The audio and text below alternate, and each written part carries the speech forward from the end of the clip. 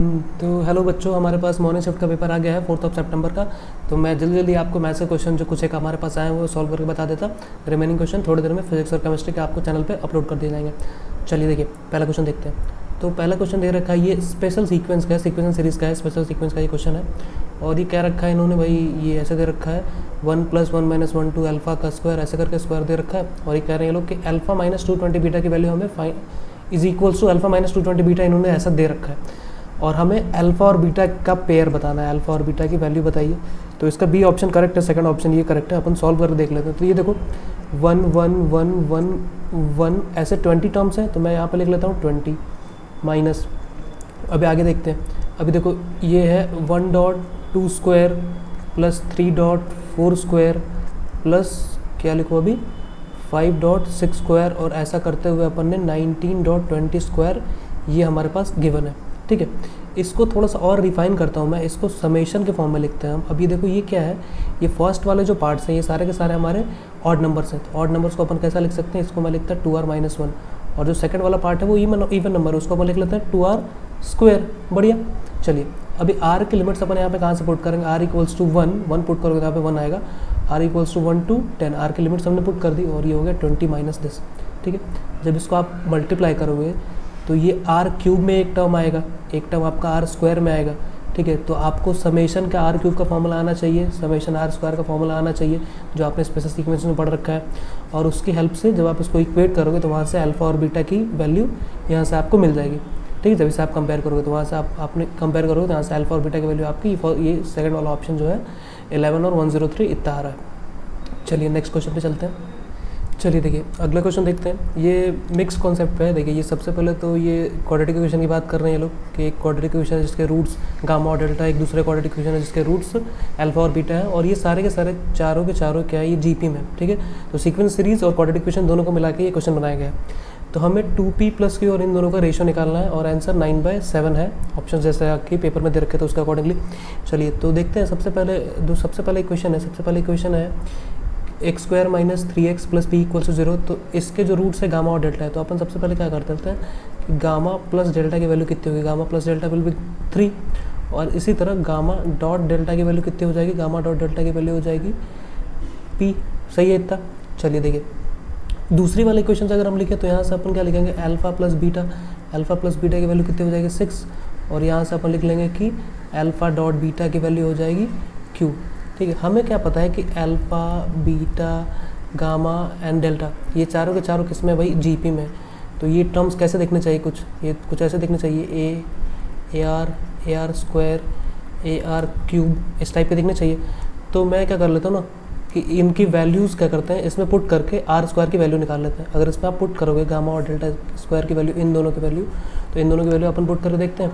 इन दोनों की value put करेंगे। देखो इसमें क्या AR² कॉमन ही है, तो AR² मैंने कॉमन ले लिया, ये हो जाएगा 1 + r = 3। सिमिलरली अल्फा और बीटा की वैल्यू रखोगे यहाँ पे, तो इसमें a कॉमन है, a कॉमन ले लिया हमने, तो 1 + r = 6। ठीक है, इन दोनों इक्वेशन को अपन डिवाइड कर लेते हैं। इन दोनों इक्वेशन को आप डिवाइड करोगे तो ये हो जाएगा a कैंसिल हो गया, 1 + r कैंसिल हो गया, this will B r² = 1/2। r² की वैल्यू 1/2 आ गई। ठीक है, गामा और डेल्टा की वैल्यू दे रखी है, तो गामा डॉट डेल्टा आप कर लो, गामा डॉट डेल्टा इन दोनों का डॉट करोगे तो ये हो जाएगा a² r⁵ = p। ये आया p की वैल्यू, और यहाँ से अल्फा डॉट बीटा का प्रोडक्ट करोगे तो ये हो जाएगा a² r = q। ठीक है, ये सारी की सारी वैल्यूज़ हमें जो एक्सप्रेशन दे रखा है, जिसकी वैल्यू हमें निकालनी है, उसमें अपन पुट करके देख लेते हैं एक बार। चलिए तो ये हो जाएगा 2p + q upon 2p - q की वैल्यू हमें बतानी है। तो p कितना है अपना भाई, p है a² r², this will be twice of a² r⁵ plus q कितना है, q is a² r upon फिर से twice of a² r⁵ minus a² r। अभी इसमें से आपको दिख रहा होगा कॉमन क्या है, कॉमन अपन क्या ले लें, a² r कॉमन ले लें। हाँ ठीक है, a² r कॉमन है, a² r हमने कॉमन ले लिया, तो यहाँ पे बचेगा अपना a² r कॉमन, ये हो जाएगा 2r⁴। ठीक है, और यहाँ पे a² r कॉमन ही ले लिया तो ये तो 1 ही बचेगा। ठीक है, यहाँ पे भी फिर से हमने a² r कॉमन ले लिया तो ये हो जाएगा 2r⁴ और ये -1।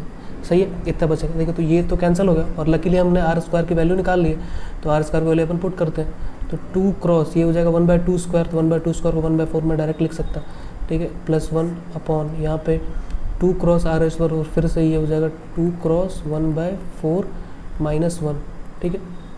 तो इसको आप सॉल्व करोगे तो ये हो गया 1/2 + 1, ये हो गया तो अपना 3/2, और इसको सॉल्व करोगे तो ये हो जाएगा 1/2 -1, तो ये हो गया 1/2 -1, तो इसको अपन क्या लिख सकते हैं 3/2 अपॉन ये तो -1/2 है, इसकी वैल्यू तो -3 आ रही है, लेकिन क्वेश्चन के आंसर में तो इन्होंने 9/7 दे रखा है, तो शायद कुछ क्वेश्चन में एरर हो सकती है। मेरे अकॉर्डिंगली तो वैल्यू -3 आनी चाहिए। अपन एक बार कैलकुलेशन चेक कर लेते हैं वैसे। तो क्वेश्चन की डेटा लिखने में शायद कुछ एरर है, वैसे तो जो डेटा लेके हमने सॉल्व किया उसका अकॉर्डिंगली आंसर -3 आना चाहिए। तो इस पैटर्न क्वेश्चन था, आप ट्राई करके देख सकते हो, मतलब तरीका ये था, ये अप्रोच मैंने बता दिया आपको, अप्रोच क्या था क्वेश्चन सॉल्व करने का। चलिए नेक्स्ट क्वेश्चन पे चलते हैं।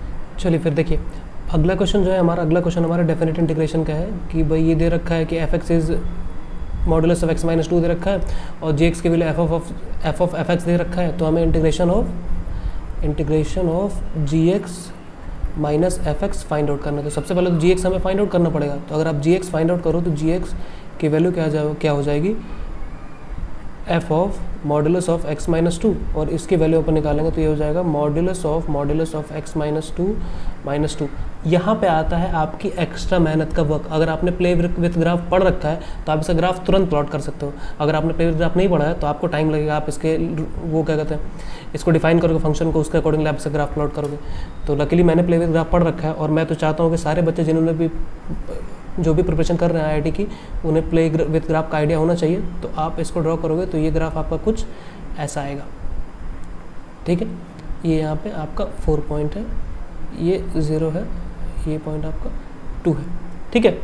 तो ये हमने ड्रॉ कर लिया। अभी क्या कहते हैं कि जो दूसरा वाला ग्राफ होगा वो तो बस fx ही है, तो fx का ग्राफ ये आपको आना चाहिए, तो shifting of origin based graph है, तो इसको अपन भाई ऐसे ड्रॉ कर सकते हैं, ये ग्राफ है, तो ये है x = 2, ठीक है। तो 0 to 3 की बात करें तो 0 to 3 भाई यहाँ पे आएगा, 0 to 3 दूसरे वाले ग्राफ में 3 यहाँ पे आएगा, और पहले वाले ग्राफ में 3 यहाँ पे आएगा, ठीक है। तो अगर हमें क्या करना है, हमें ये वाला एरिया निकालना है, ठीक है, और इस वाले एरिया में से ये वाला एरिया सब्ट्रैक्ट करना है। तो आप क्या करोगे, या आप बेसिक ट्रायंगल रूल से ट्रायंगल के फॉर्म में आप इसको सॉल्व कर लो, दोनों का एरिया निकाल के सॉल्व कर लेना, ठीक है। इसका आंसर +1 आ रहा है, ठीक है। अपन नेक्स्ट क्वेश्चन पे चलते हैं। हाँ जी, तो अगला क्वेश्चन है मैट्रिक्स और आपका कॉम्प्लेक्स नंबर का कॉम्बिनेशन। तो हमें a⁵ की वैल्यू दे रखी है और कह रहा है कि then which one of the option is correct. चारों ऑप्शन में से हमें बताना है। बहुत ही आसान क्वेश्चन है। कभी भी हम क्या करते हैं ऐसे क्वेश्चन में पैटर्न ऑब्जर्वेशन का काम करते हैं, क्योंकि हम a⁵ निकालने से रहे हम a² निकालते हैं, पैटर्न ऑब्जर्व करते हैं, और जो पैटर्न आता है उस पैटर्न के बेस पे अपन a⁵ लिख लेते हैं, ठीक है। तो मैं भाई इसको मल्टीप्लाई कर लेता हूँ, cos theta iota sine theta, जो कि वही a की वैल्यू है, वापस से i sine theta and this will be cos theta. बढ़िया। अभी चलिए देखिए मल्टीप्लाई कीजिए आप इन दोनों टर्म्स का, इन दोनों टर्म्स से हम मल्टीप्लाई करेंगे तो ये हो जाएगा कॉस स्क्वायर और ये हो जाएगा minus sign square theta. Cos theta minus sign square theta is cos 2 theta.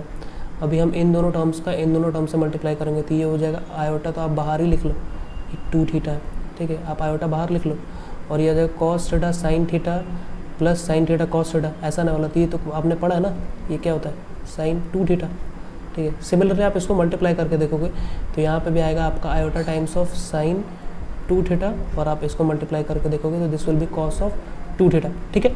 ये हमारे सारे के सारे चारों टर्म्स आ गए। तो इसकी हेल्प से मैं तो डायरेक्ट लिख सकता हूँ क्या, a⁵, ये हमने a² कैलकुलेट किया था, a⁵ will be cos of 5 theta iota sign 5 theta iota sign 5 theta cos of 5 theta, ठीक है। हमसे कह रहे हैं भाई कि ये सारी वैल्यू क्या है, ये ABCD के इक्वल है, ये वैल्यू जो है ABCD के इक्वल है। तो हमें बताना है कि इनमें से कौन सा ऑप्शन करेक्ट है। तो cos square theta minus sign square theta की वैल्यू 1 होती है, cos square theta plus sign square theta की वैल्यू 1 होती है। तो अभी a² माइनस b² आप करोगे तो b क्या है, आयोटा है, आयोटा का स्क्वायर -1 आएगा, माइनस प्लस 1, ठीक है। तो ये वाला ऑप्शन आपका करेक्ट है। ईजी, ये बहुत ईजी क्वेश्चन था, इसको आप इजीली सॉल्व कर सकते हो। ये रहा अगला क्वेश्चन अपना डेफिनेट इंटीग्रेशन का। ये बहुत अच्छा क्वेश्चन है। अगर इसमें आप एक्स स्क्वायर को टी एज्यूम करके सॉल्व करने जाओ तो आप इसमें फंस जाओगे। ये थोड़ा सा लॉजिकल क्वेश्चन, आप इसमें अगर देखोगे कि भाई एक्स की वैल्यूज़ कैसे दे रखी है, उसके बेस पे आप सॉल्व करना स्टार्ट करोगे तो तुरंत आप 2 मिनट में सॉल्व कर लो क्वेश्चन को। तो अपन क्या करते हैं यहाँ पे x equals to tan square theta put करते हैं। x equals to tan square theta put करोगे तो यहाँ पे क्या आएगा, dx is 2 tan theta dot tan theta क्या होता है सेक स्क्वायर थीटा, ठीक है।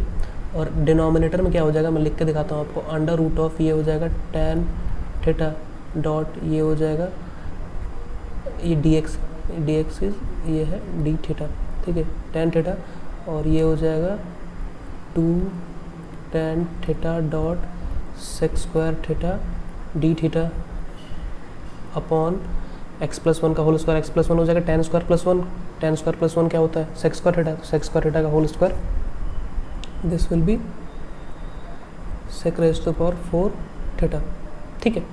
तो यहाँ से सेक स्क्वायर एक बार आप कैंसिल कर दोगे तो ये हो गया 2 tan theta upon sec square theta.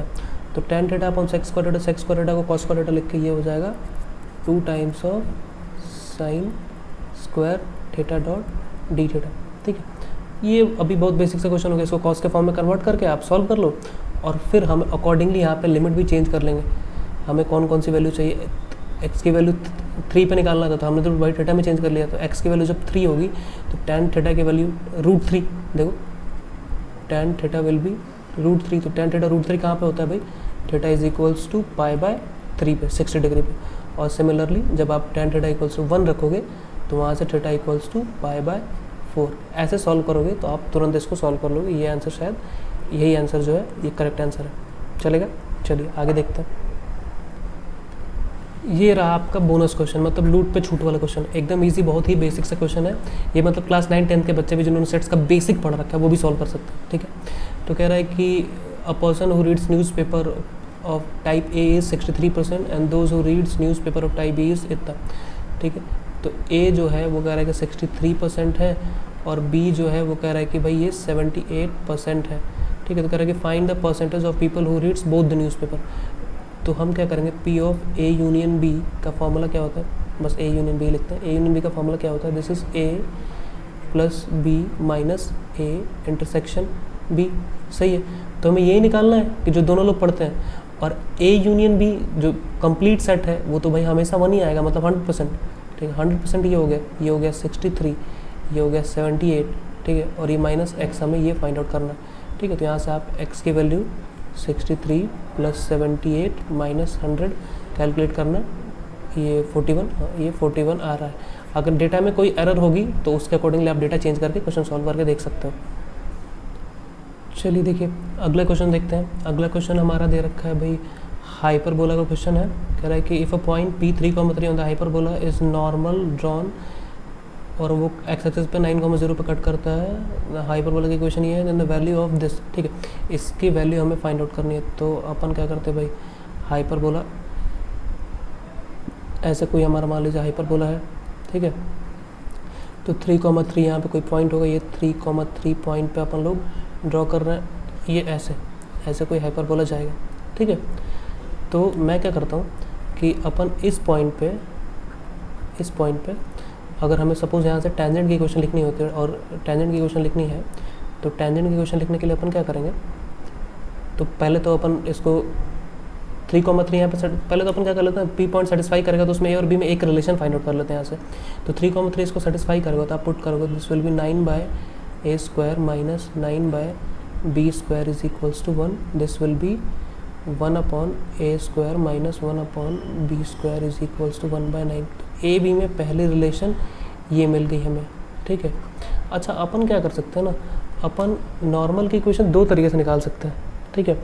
एक तो भाई ये नॉर्मल है, ये यहाँ से नॉर्मल का स्लोप निकाल सकते हैं, ठीक है, इस तरीके से कि ये पॉइंट पता ही है और ये वाला पॉइंट में 9,0 है, तो यहाँ से नॉर्मल का स्लोप निकाल लो और उसको इस वाले नॉर्मल के स्लोप के से कंपेयर कर लो। और दूसरा तरीका क्या कहता है कि t=0 से आप भाई 3,3 पे t=0 से आप नॉर्मल की इक्वेशन लिख लो और वहाँ से टेंजेंट की इक्वेशन लिख लो, और टेंजेंट की इक्वेशन लिखने के बाद आप वहाँ से नॉर्मल का स्लोप फाइंड आउट करके दोनों से कंपेयर कर दो। तो मैं क्या कर रहा हूँ, t=0 से टेंजेंट की इक्वेशन लिखता हूँ एट 3,3, ठीक है। तो 3,3 पे लिखोगे तो this will be 3x upon a square minus 3y upon b square equals to 1। अभी यहाँ से मैं स्लोप निकालूँ तो स्लोप ऑफ टेंजेंट क्या होगा, आप इसको इधर भेज दो और इसको इधर भेज दो तो स्लोप ऑफ टेंजेंट हो जाएगा 3 कैंसिल हो जाएगा, ठीक है।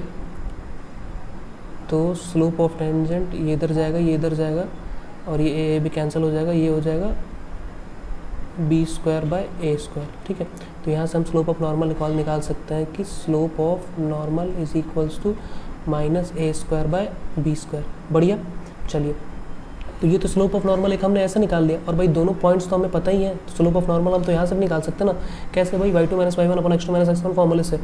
तो यहाँ पे करोगे तो ये हो गया 3 minus 0 upon 3 minus 0 upon 3 minus 9 is equals to minus of A square upon B square.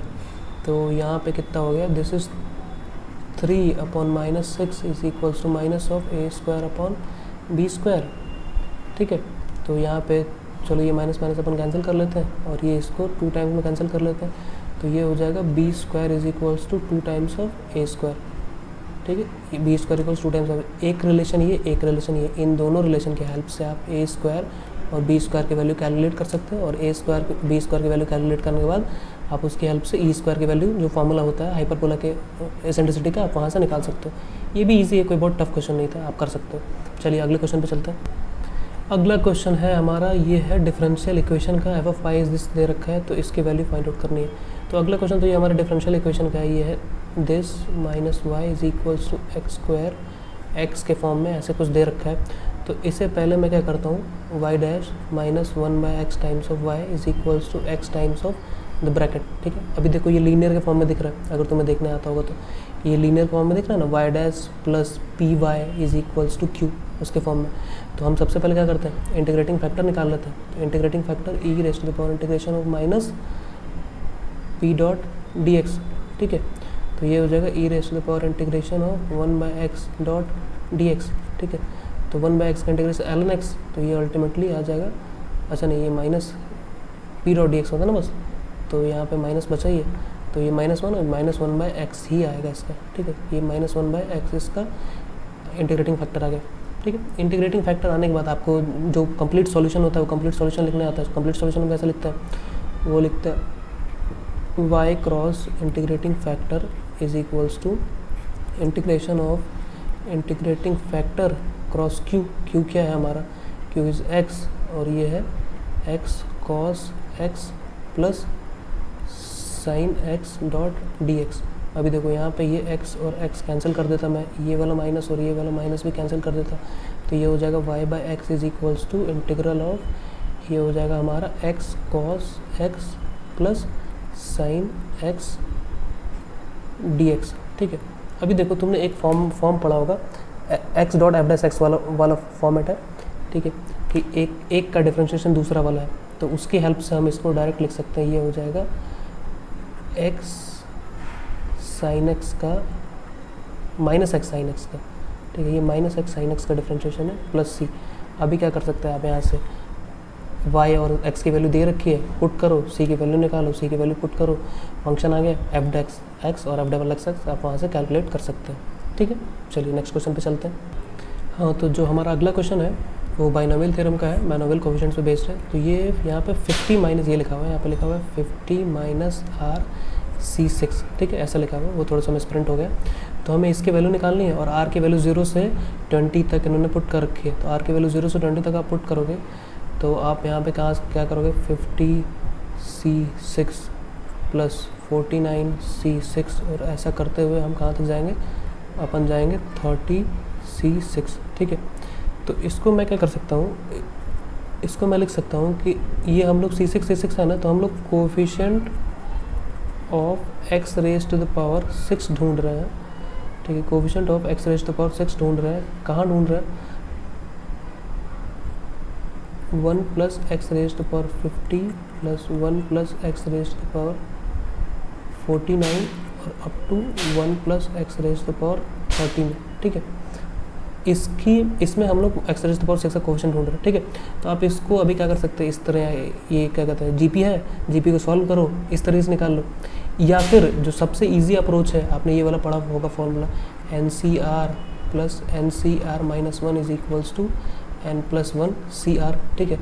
Carefully देखोगे तो वो फॉर्मूला तुम्हें यहाँ पे दिखेगा, और वो फॉर्मूला देखने के लिए हमें क्या करना पड़ेगा, यहाँ पे अपन क्या करेंगे 30C7 ऐड और 30C7 सब्ट्रैक्ट करोगे। अभी इन दोनों के हेल्प से हमें मिल जाएगा क्या, 31C6, और ये इसके जस्ट पीछे क्या था, इसके जस्ट पीछे क्या था 31C, नहीं ये 7 मिलेगा ना, हाँ ये 7 मिलेगा, और इसके जस्ट पीछे था 6, ठीक है। तो यहाँ से फिर आपको अगला 32 पे चले जाओगे, फिर 34 30 ऐसे करते हुए हम लास्ट में +1 यहाँ पे 51 हो जाएगा, और ये 36 आपने सब्ट्रैक्ट कर रखा है। तो ये इसका सबसे ईजियर अप्रोच है इस वाले फॉर्मूले के बेस पे। जो दूसरा वाला अप्रोच है वो जीपी के फॉर्म में, वो थोड़ा सा लेंथी है, तो आप इस वाले अप्रोच को फॉलो करो, आपका ईजिली आंसर तुरंत आ जाएगा। ये ऐसे क्वेश्चन आपने बहुत सारे देख भी रखे होंगे बाइनोमियल में। ये एक ट्रिग्नोमेट्री बेस्ड क्वेश्चन हमें दे रखा है इन्होंने, तो कह रहे हैं ये लोग कि if 2 vertical pole AB and CD of height 15 and 10 metres दे रखा है, और A और C ग्राउंड पे, तो A मेरा ग्राउंड पे है, तो हमने ये ड्रॉ किया AB, ठीक है, ये अपन ने AB ड्रॉ कर लिया। और ऐसे ही इनके पास दूसरी लाइन उन्होंने दे रखी है जो कि है CD, ये हमने ये अपन ने CD ड्रॉ कर लिया, जिसमें से C ग्राउंड पे है CD, ठीक है।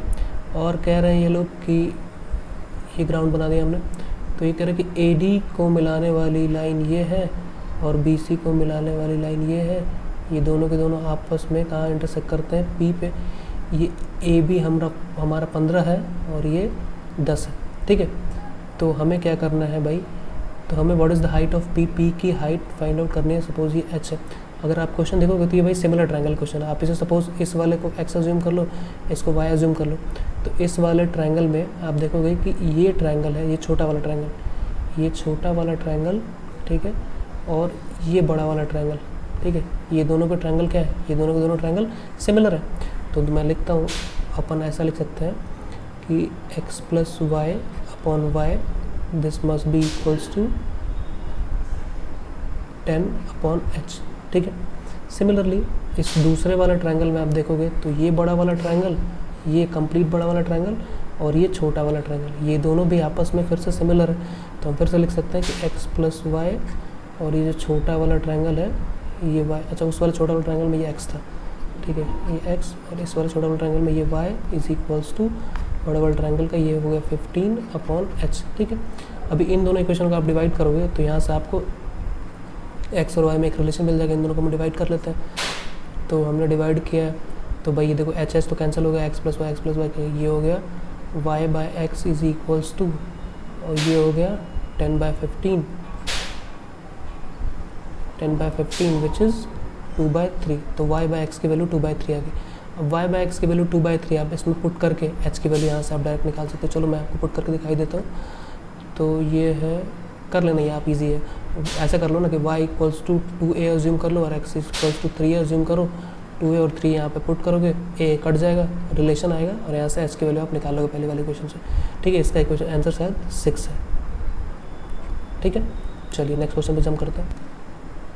अभी के लिए तो फिलहाल इतने क्वेश्चन हमारे पास आए हैं, तो जो कि मैंने सॉल्व करके आपको सारे के सारे बता दिए, ठीक है। तो अगर आपको हमारा कंटेंट अच्छा लग रहा हो तो प्लीज़ हमारे चैनल को लाइक करें, सब्सक्राइब करें और शेयर भी करें, ताकि हम हमारे पास एक पूल ऑफ फैकल्टी है, हम सारे लोग क्या करें कि डेडिकेटली आपको टीच करना चाहते हैं, ठीक है। और आपके लिए हम लोग हार्ड वर्क कर रहे हैं, अपने शेड्यूल में से टाइम निकाल के हम लोग पेपर डिस्कशन कर रहे हैं आपके साथ। अगर आपको अच्छा लगता होगा तो प्लीज़ लाइक कीजिएगा, हमें भी थोड़ा सा अच्छा लगेगा। Thank you so much.